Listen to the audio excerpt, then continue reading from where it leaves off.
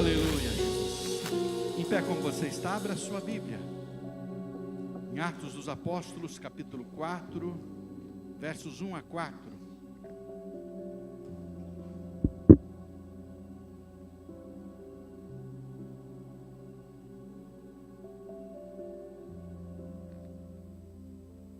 Atos 4, de 1 a 4.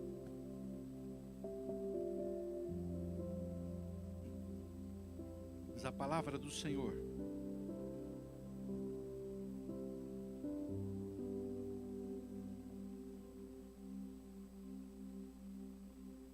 Falavam eles ainda ao povo, quando sobrevieram os sacerdotes, o capitão do templo e os saduceus, ressentidos por ensinarem eles o povo e anunciarem em Jesus a ressurreição dentre os mortos.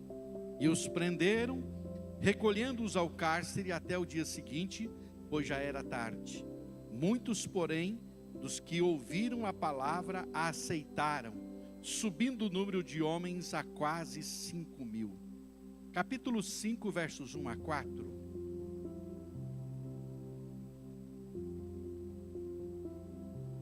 Entretanto, certo homem chamado Ananias, com sua mulher Safira, vendeu uma propriedade, mas em acordo com sua mulher reteve parte do preço e, levando o restante, depositou aos pés dos apóstolos. Então disse Pedro: Ananias, por que encheu Satanás teu coração para que mentisses ao Espírito Santo, reservando parte do valor do campo? Conservando-o, porventura, não seria teu? E vendido não estaria em teu poder? Como, pois, assentaste no coração este desígnio? Não mentiste aos homens, mas a Deus. Capítulo 6, versos 1 a 4.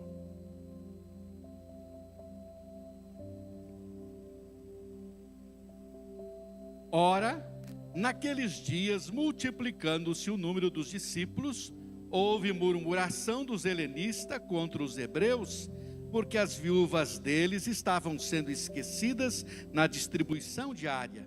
Então, os 12 convocaram a comunidade dos discípulos e disseram: não é razoável que nós abandonemos a palavra de Deus para servir às mesas. Mas, irmãos, escolhei dentre vós 7 homens de boa reputação, cheios do espírito e de sabedoria, aos quais encarregaremos deste serviço. E quanto a nós, nos consagraremos à oração e ao ministério da palavra. Amém? Você pode orar comigo? Então diga assim: Senhor Jesus, que a tua palavra possa operar transformação em meu coração, para a glória do teu nome, Jesus. Amém. Obrigado, irmãos, podem assentar. Os 3 desafios da igreja na missão. Esteja aqui comigo, bem atento para você entender o que Deus quer falar ao nosso coração nesta noite, amém? A igreja, irmãos, ela nasce revestida do poder do alto, amém? Está lá em Atos 2, ela nasce revestida do poder do alto. A igreja, ela nasce anunciando as grandezas de Deus, proclamando as grandezas de Deus. A igreja nasce ousada em sua proclamação do Evangelho. A igreja nasce tendo um acréscimo numérico de 2.500%. Ela sai de 120 crentes para 3.000. Aumentou 2.500%, 25 vezes mais. E logo no capítulo 4, que nós lemos versículo 4, já sobe para 5.000, então mais 80%, chegando a 5.000. Então a ordem de fazer discípulos começou a ser cumprida a todo vapor.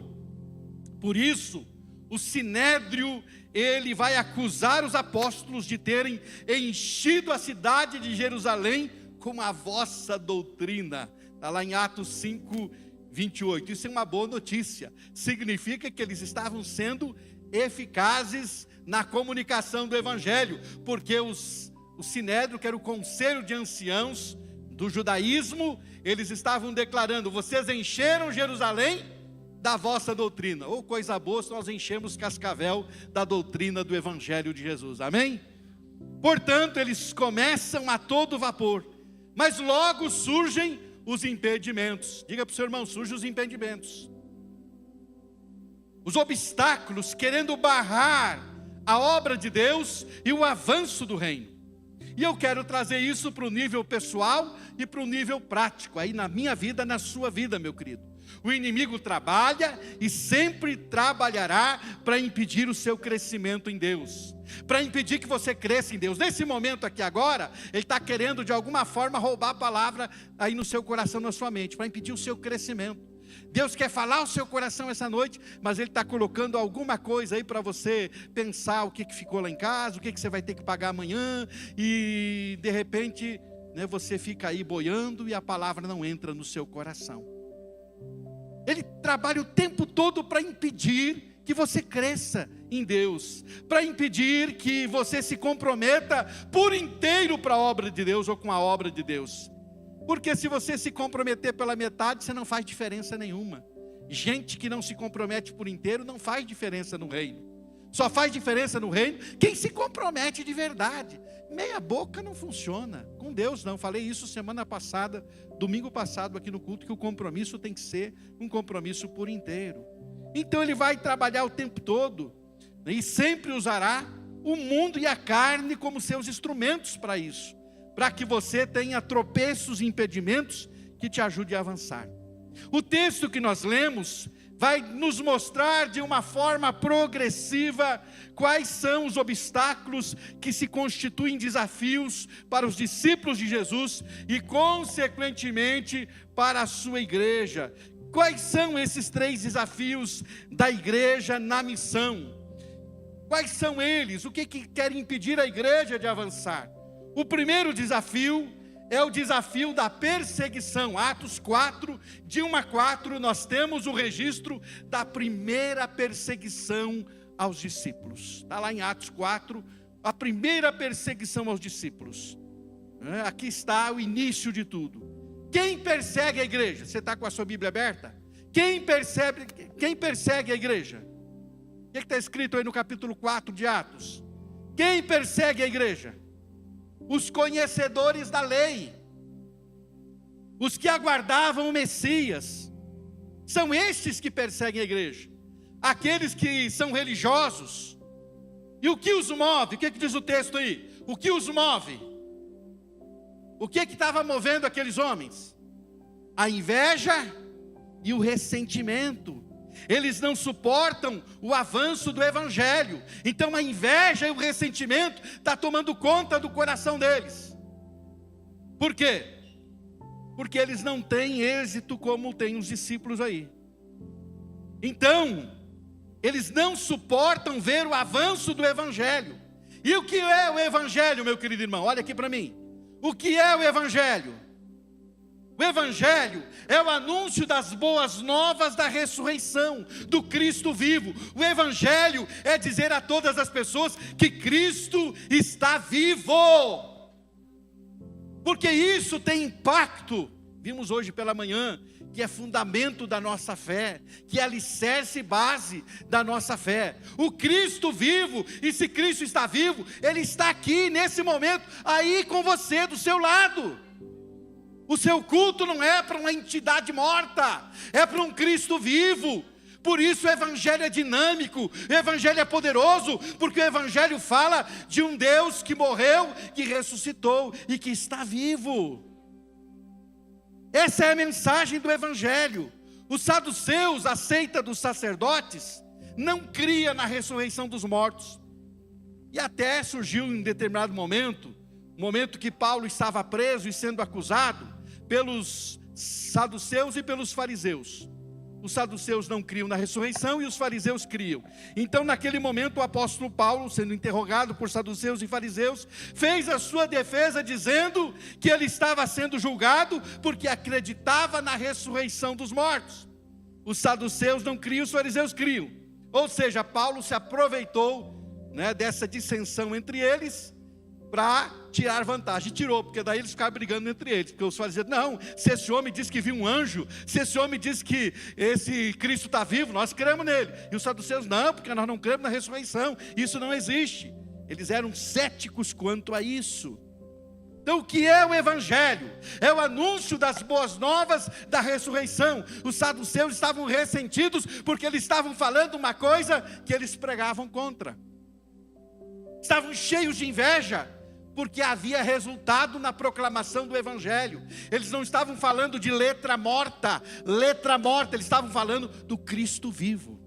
E isso faz a diferença. Eu quero até te dizer uma coisa, irmão, faz a diferença se você anuncia o Cristo apenas histórico, ou se você anuncia o Cristo vivo que anda conosco hoje. O Cristo histórico é real, um homem que aqui esteve, que viveu aqui, que ensinou, que curou, que fez muitos milagres. Esse o Cristo histórico, ele é real, mas o Cristo vivo está aqui conosco, que é real também, e nós precisamos entender isso. O que é o Evangelho também? O Evangelho é a proclamação da singularidade de Cristo. Atos 4,12, que cada um de nós tem que saber, de cor e salteado. O que diz Atos 4,12? O que está escrito na sua Bíblia aí? E não há salvação em nenhum outro, porque debaixo do céu não existe nenhum outro nome pelo qual importa que sejamos salvos, a não ser o nome de Jesus. Não há outro nome pelo qual importa que sejamos. Está falando do que esse versículo? Da singularidade de Cristo. O que é singularidade, meu irmão? O que é singular? Meninos que estão estudando, o que é singular? É único. É o oposto de plural. Não há uma pluralidade de meios de salvação. Você pode se salvar fazendo isso, você pode se salvar tendo religião, você pode se salvar fazendo aquilo outro, você pode se salvar. É oferecido uma gama de filosofias e de religiões, apontando caminhos alternativos. E quando você diz assim, só Cristo salva, você está pregando a singularidade de Cristo, só Ele e mais ninguém, porque debaixo do céu não há outro nome pelo qual importa que sejamos salvos. Você crê nessa verdade? Eles estavam pregando esta verdade. Os sacerdotes estavam vendo o seu sistema baseado na lei de Moisés ruir, pois a salvação estava sendo anunciado, não como resultado da guarda da lei, mas a salvação estava sendo anunciada no nome poderoso de Jesus. E isso fez a diferença, sim, através da morte e ressurreição de Jesus, cujo nome é o único pelo qual importa que sejamos salvos. E o que acontece, meu irmão? Acontece que eles viram agora um outro caminho, que não era o caminho da lei nem da sua religião, era o caminho único do Cristo vivo. Hoje, preste atenção nisso, ao anunciarmos a ressurreição dos mortos, tendo por base a ressurreição do Senhor Jesus, nós somos combatidos, nós temos enfrentamento por todo aquele que não crê na verdade da vida após a morte, na salvação através do sacrifício de Jesus. Nós enfrentamos hoje o ódio e o ressentimento de quem não crê na singularidade de Cristo Jesus. Deixa eu dizer uma coisa para você, olha aqui para mim. Toda vez que você encontrar alguém cheio de ódio contra você, é porque ele está discordando da singularidade de Jesus. Quando você diz assim, só Jesus salva, e aí a pessoa vai assim, não é verdade, não é bem assim. Ela está ressentida por você anunciar esta verdade. Você vê paradas de movimentos aí, né, que na verdade se tornaram cristofóbicos, ou seja, contra Cristo, perseguindo Cristo, né, detonando as coisas concernentes a Cristo. A cristofobia tem crescido, essa perseguição aos cristãos, né, com ideologias e tantas coisas mais, não é outra coisa senão esse ódio crescente contra os cristãos. Isso cresce por todo o mundo. Queridos irmãos, em muitos países ainda há perseguição física. Nesse momento, Enquanto estamos aqui, irmãos nossos estão sendo martirizados ao redor do mundo. Ainda existem muitos lugares onde irmãos nossos são mártires. Mas há um ódio crescente contra os cristãos por todo o mundo, por causa da nossa proclamação. Ao anunciarmos a verdade do Evangelho, de que só Cristo salva, nós estamos anulando qualquer outro meio redentivo para o homem. Então as pessoas não gostam disso, porque elas querem criar o seu próprio caminho, porque elas querem continuar afirmando que todos os caminhos levam a Deus, porque elas querem continuar afirmando que ideologias ou filosofias são suficientes. Elas querem continuar afirmando que dentro de você encontra força para se auto-redimir, o que não existe. Elas querem continuar afirmando isso para fugir da cruz, porque a cruz exige posicionamento, a cruz exige morte para que haja ressurreição, a cruz exige tomada de posição para que haja nova vida em Cristo Jesus. E as pessoas não querem, fogem disso. Então, meus queridos irmãos, ao anunciarmos que só Cristo salva, nós enfrentamos hoje outro tipo de perseguição, mas que gera ódio também. Não pense que aqui em Cascavel não tem gente que odeia cristãos por pregarem que só Cristo salva. Tem sim. Gente que diz, esses crentes ficam dizendo, e aí o diabo é tão sujo que ele leva para o lado da religião. Esses crentes ficam dizendo que só eles são salvos. Não, os crentes não ficam dizendo isso. Os crentes de verdade ficam dizendo que só Jesus salva. Essa é a verdade. E nós proclamamos essa verdade. Mas o que acontece com os discípulos perseguidos? Olha o que acontece com eles. Qual a reação dos discípulos perseguidos? Chamando os discípulos, os apóstolos, açoitaram-nos e ordenando-lhes que não falassem o nome de Jesus, os soltaram. E eles se retiraram do sinédrio, regozijando-se por terem sido considerados dignos de sofrer afrontas por esse nome. Esta é a reação de discípulos, esta é a reação de quem crê. Olha que coisa linda. Eles se retiraram do sinédrio, regozijando-se por terem sido considerados dignos de sofrer afrontas por esse nome. Não há murmuração, não há tristeza, não há frustração, mas sim alegria por sofrer por Jesus. Irmão querido, se você sofrer por Jesus, fique alegre por isso. Se alguém te rejeitar por causa de Jesus, fique feliz por isso. Se alguém não gostar de você por causa de Jesus, fique feliz, não fique frustrado. Não fique, olha só, eu acho que eu tenho que me enturmar com essa turma aí, eu vou ter que fazer o que eles fazem. Você não tem que fazer nada, você tem que continuar firme em Cristo Jesus, na verdade dele. É isso que você precisa. É assim que precisamos encarar qualquer tipo de perseguição, seja física, seja emocional, seja também agora a chamada perseguição cibernética nas redes sociais. Está virando também uma chaga isso, né? A tal da perseguição cibernética, o assédio através das redes sociais, a perseguição através de redes sociais, isso está se tornando um problema sério. A igreja do primeiro século, ela tirou de letra a perseguição que lhe foi imposta, ela não se deteve, ela avançou, ela superou esse obstáculo. E nós estamos preparados para o desafio da perseguição? Pergunta, seu irmão, estamos preparados para o desafio da perseguição? Prontos a superá-los? Pastor, como fazer para superar o desafio da perseguição? Sabe o que esses irmãos fizeram para superar o desafio da perseguição? Leia Atos 4, veja lá os versos 14 até o 31. Eles são soltos da primeira vez, são liberados, e eles vão fazer, sabe o que?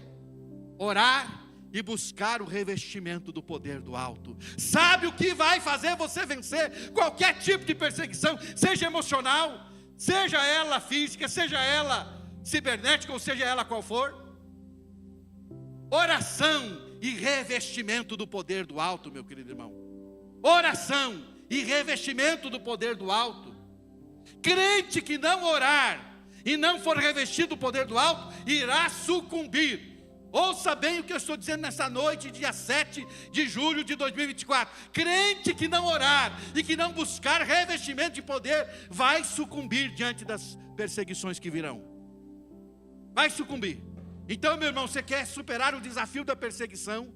Você precisa orar e buscar revestimento de poder. Se você não orar e não buscar revestimento de poder, na hora H, você vai amarelar, você vai espanar, e você vai fracassar na sua fé. Esses homens e mulheres eram tão humanos quanto eu e você, e o tipo de perseguição que eles estavam aqui sofrendo, era perseguição física, era perseguição, emocional, porque estavam sendo pressionados a abandonar aquilo que estavam pregando, mas eles continuaram firmes, porque eles permaneceram em oração, e buscando sempre o revestimento do poder de Deus. Em Atos 4:31 diz que tremeu o lugar onde eles estavam, quando eles oraram, buscando novamente, mais uma vez, revestimento do poder de Deus. Você quer superar o desafio, o obstáculo, o desafio da perseguição? É com oração e revestimento de poder. Repita comigo: oração e revestimento de poder. Oração e revestimento de poder.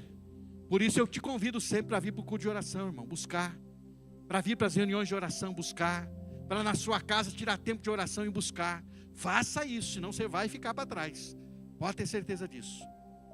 Mas o segundo desafio da igreja na missão, Atos 5, de 1 a 4, é o desafio da corrupção. Em Atos 4, o inimigo não consegue deter a igreja pela perseguição. Então, em Atos 5, a igreja enfrenta o segundo desafio, o desafio da corrupção. O inimigo não consegue destruir a igreja por fora. O que ele faz? Ele vai então para dentro. Ele começa a se infiltrar para barrar o avanço de dentro do seio da igreja. Mas como? O texto de Atos 5 fala apenas de um casal, Ananias e Safira, que foram ali um tanto quanto ingênuos, achando que podiam negociar com Deus e dar uma de bacana. Não, é mais do que isso. Não é apenas um casal querendo manter aparências, não, é muito mais. Veja o que o apóstolo Pedro diz: Ananias, por que encheu Satanás o teu coração? Quem é que encheu o coração de Ananias? A luta aqui era o quê? Espiritual, meu querido. Não era apenas um casal querendo manter a aparência, era mais do que isso, e Pedro detectou isso. Pedro detectou isso. Isso aqui é o diabo querendo enganar e se infiltrar na igreja. É mais do que isso. De que forma o inimigo tenta corromper a igreja, irmãos? Olha aqui para mim. De que forma o inimigo tenta corromper a igreja? Primeiro, através da hipocrisia. Se você tiver uma comunidade hipócrita, fingida, que finge fazer e não faz, o inimigo deita e rola. Ananias e Safira não queriam sair mal na foto, afinal todos estavam vendendo suas propriedades e entregando para o uso do reino de Deus, para abençoar outras pessoas. Então todos estavam fazendo. Então eles resolveram fingir entregar. O que é o fingimento? O que é fingimento, irmão? Hipocrisia. Hipocrisia. Eles resolveram fingir entregar tudo. Vamos fingir que a gente entrega tudo, a gente fica uma parte para a gente. Quando alguém finge estar entregando tudo, quando alguém finge ser piedoso, quando não é piedoso, isso se chama hipocrisia. Quando você finge uma coisa que você não é, isso se chama hipocrisia. E a hipocrisia adoece a igreja por dentro. Logo é uma igreja que começa a viver de aparências. Cutuca o seu irmão e diga assim: Deus detesta aparência. E aí temos aí comunidades inteiras hipócritas.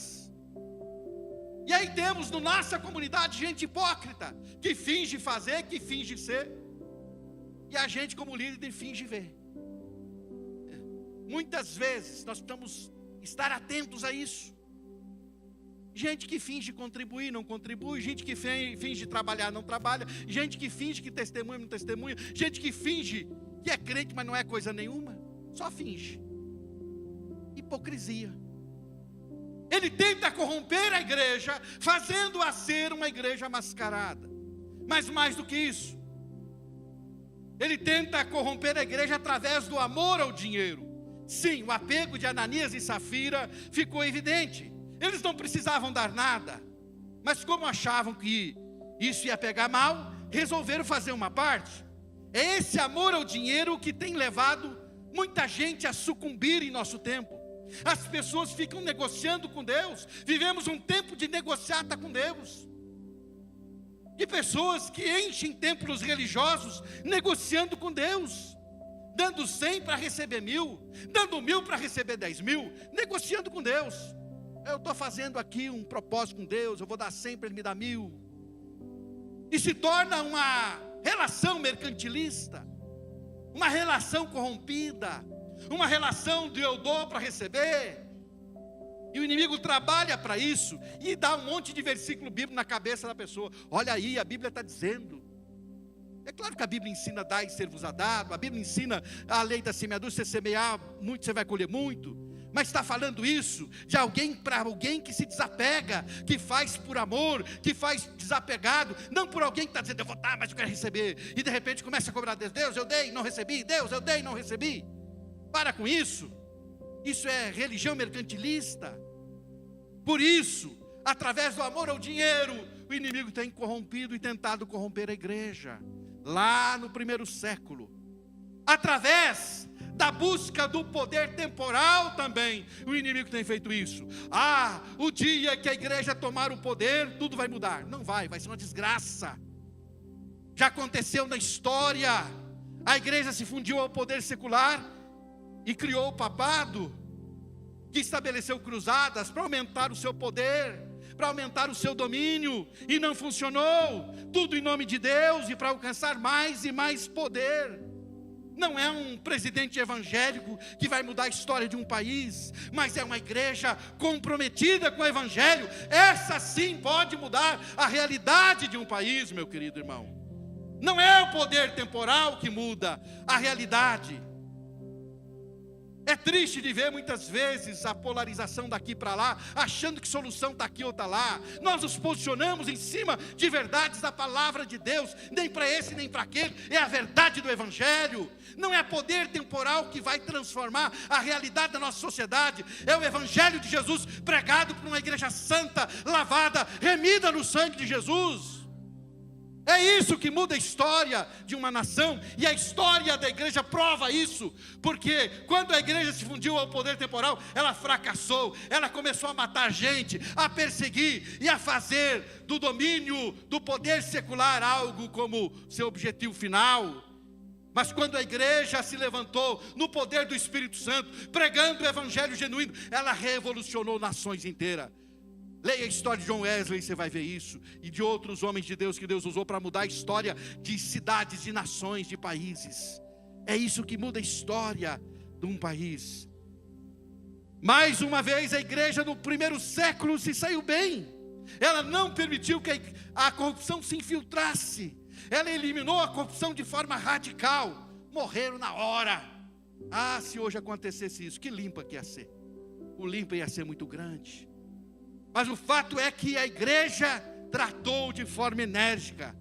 O apóstolo Pedro foi duro com Ananias e Safira? Não, ele eliminou o mal pela raiz. E diz o texto bíblico que caiu grande temor sobre a igreja. Como fazer para vencer o obstáculo, o desafio da corrupção? Se apegando aos valores da palavra de Deus, combatendo a busca por sede de poder, ensinando que a verdadeira riqueza é uma vida piedosa e o ajuntar tesouros nos céus, e desenvolvendo o temor de Deus. Temor de Deus. Temor de Deus. E a Bíblia diz que caiu o temor sobre a igreja. O temor de Deus faz a diferença. Vencemos a corrupção, firmando nossos valores no evangelho, focando no reino e desenvolvendo o temor de Deus. Diga para o seu irmão: hoje está faltando muito temor de Deus. Hoje está faltando muito temor de Deus. Temor de Deus. A igreja venceu lá no primeiro século o desafio da corrupção, e ela continua avançando, porque a Bíblia diz que o temor de Deus caiu sobre todos. Quando houve, a execução do juízo de Deus sobre a vida daqueles que tentaram mentir para o Espírito Santo, com o coração cheio de ideias satânicas, morreram e o temor de Deus caiu. Mas o terceiro desafio da igreja na missão é o desafio das distrações. Capítulo 6, versos 1 a 4. A igreja venceu o desafio da perseguição, glorificando a Deus no poder de Deus e na oração. A igreja venceu o desafio da corrupção, focando nas verdades do reino, nos valores do reino e desenvolvendo o temor a Deus. Mas aí vem o desafio da distração. Em Atos 6, a igreja enfrenta o desafio da distração. A igreja começa a ter problemas de relacionamentos. A comunhão tão preciosa na igreja estava sendo quebrada. Judeus helenistas contra os hebreus. Mas não eram todos judeus, pastor? Sim, mas os helenistas eram os judeus de fala grega. Os judeus hebreus, que fala aqui no texto, os hebreus, eram os judeus de fala aramaica, os crentes de fala aramaica. Os helenistas, eles eram abertos à evangelização dos gentios. Os hebreus eram mais apegados às tradições judaicas, eram mais apegados à lei, eram mais xenofóbicos, podemos assim dizer, quanto a outros povos.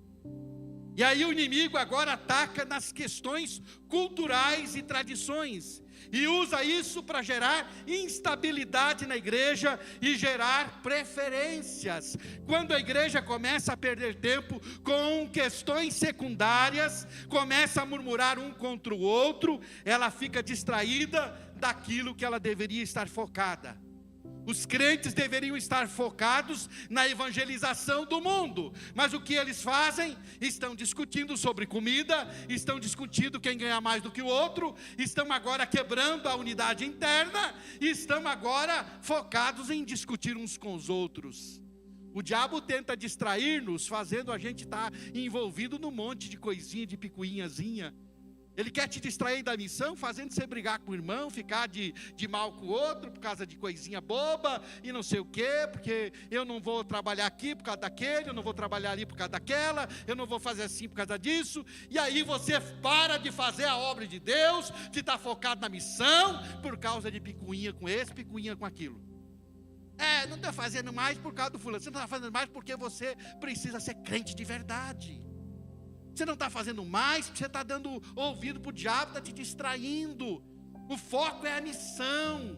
E quando você fica com briguinha bobinha aqui e ali, com discussãozinha, com coisinha, você fica distraído, querido irmão. Eles estão aqui distraídos com picuinhas. Quando a igreja fica distraída com picuinhas, ela perde o foco da missão. E o diabo quer que você perca o foco da missão, querido irmão. Porque se você ficar com coisinha com um contra o outro, você não vai fazer a missão. Você fica envolvido com coisas menores. Mas é interessante que os apóstolos, eles identificaram uma outra distração mais grave. A distração do ativismo. Olha aqui para mim. A distração do ativismo. Eles identificaram isso, para roubar o tempo de dedicação do estudo da palavra e da oração. Hoje não é diferente. Dentro da igreja, os crentes também enfrentam o desafio do ativismo, que é tão envolvente, que pode ser confundido com o serviço. O serviço na casa de Deus pode ser confundido com servir a Deus. E mais, tantas coisas que você se envolve aqui e lá fora, para você perder o foco da missão. Fora da igreja hoje, há uma distração chamada entretenimento. A indústria do entretenimento é a que mais cresce no mundo. E o inimigo tenta distrair você com um monte de coisa. Um monte de coisa, você se acumula de serviço, às vezes até dentro da igreja, achando que está servindo a Deus, e não está, você está fazendo um monte de coisa que não é servir a Deus. Outras vezes é lá fora, que você se sobrecarrega, faz 1001 coisa e diz, eu não posso estar falando ocupado na missão, porque eu estou com tantas outras coisas, e o diabo te enreda. Não tem tempo de ler a Bíblia e orar, mas tem tempo de maratonar uma série madrugada dentro. Você já viu isso? Não tem tempo de ler a Bíblia e orar, mas tem tempo de ficar jogando games horas a fio. Não tem tempo de ler a Bíblia e orar, mas tem tempo para entrar madrugada dentro em rede social. O que é isso? Distração. Os apóstolos chegariam, gente, vou parar com isso. Nós não vamos ficar aí com essas picuinhas. Resolvam isso, põe 7 homens para resolver isso. Nós vamos ficar concentrados na palavra e na oração. Essa é a missão. Nós vamos estar concentrados aqui na leitura da Bíblia, na oração, e vocês vão resolver isso. Vamos parar com esse negócio aí.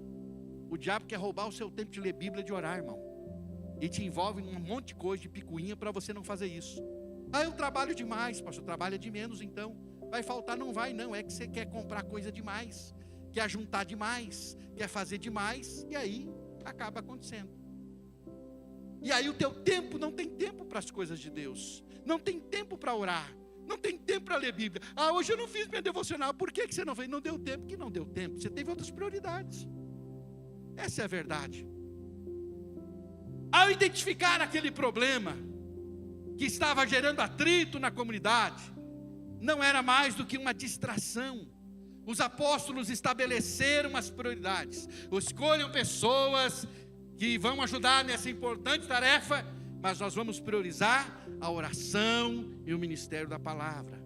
Como enfrentar o desafio da distração, meu querido? Aplicar as verdades ensinadas por Jesus, buscar o reino dele em primeiro lugar. A oração e a palavra de Deus devem ser prioridades para nós. A nossa missão é anunciar o Evangelho, mas uma igreja que não conhece o Evangelho é uma igreja sem mensagem, e sem mensagem não há missão.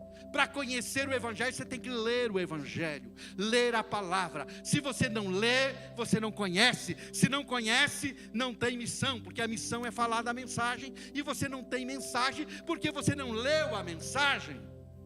Consegue compreender isso? Então não é só o seu alimento espiritual, é a sua mensagem que você tem que ler. A mensagem que está aí para o mundo está aqui, e você precisa ler. Se você não ler, você não tem mensagem. A mensagem para o mundo está nas Escrituras, e você precisa lê-la para ter uma mensagem para o mundo. Eu não sei o que falar. Está lendo pouco a Bíblia. Leia a Bíblia e você vai ter o que falar, porque o Espírito Santo vai te dar a revelação da palavra para você falar. Tenho certeza disso. Querido irmão, é preciso enfrentar o desafio da distração, e é preciso enfrentá-lo buscando o reino em primeiro, priorizando a palavra de Deus e a vida de oração.